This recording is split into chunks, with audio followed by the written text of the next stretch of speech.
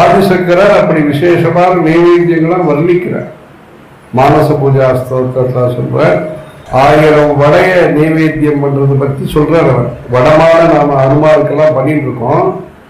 மாஷாரூப சஹசிரமம்ப சபலம் நைவேத்தியம் ஆலோகையே என்பதாக ஆதிசங்கரர் அப்படி 1000 வடை அம்பாளுக்கு நைவேத்தியம் பண்றது பற்றி சொன்னார். அந்த மாதிரி நம்ம யாத்திரையில நம்ம ஜனங்கள்லாம் சந்தையா மணி ஆச்சாரத்தோட கோவூருங்கிற ஊர்ல எல்லாம் பண்ணி வடைகள்லாம் பண்ணி எல்லாம் கைங்கறி எல்லாம் பண்ணா இப்படி அது ஒரு முறை இருக்கு. அம்பாளுக்கு நைவேத்தியம் பண்றதுல இதெல்லாம் நடக்கணும்.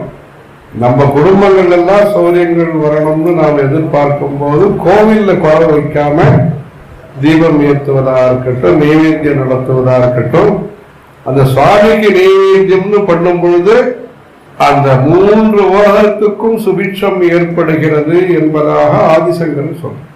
அந்த சுவாமிக்கு மிருத்யுஞ்சயராக இருக்கக்கூடிய அந்த பரமேஸ்வரனுக்கு நைவேத்தியம் நாம் செய்தால் திரிபுவனாதாரம் 3 உலகத்திற்கும் ஆதாரமாக இருக்கக்கூடியது அந்த சக்தி. ஆக இந்த நைவேத்தியம் என்பதை நாம் செய்ய வேண்டும். பார்வதி பதையே வெற்றிவேல் ஒருவனுக்கு, வெற்றிவேல் ஒருவனுக்கு, வெற்றிவேல் ஒருவனுக்கு. ஹர ஹர சங்கர ஜெய.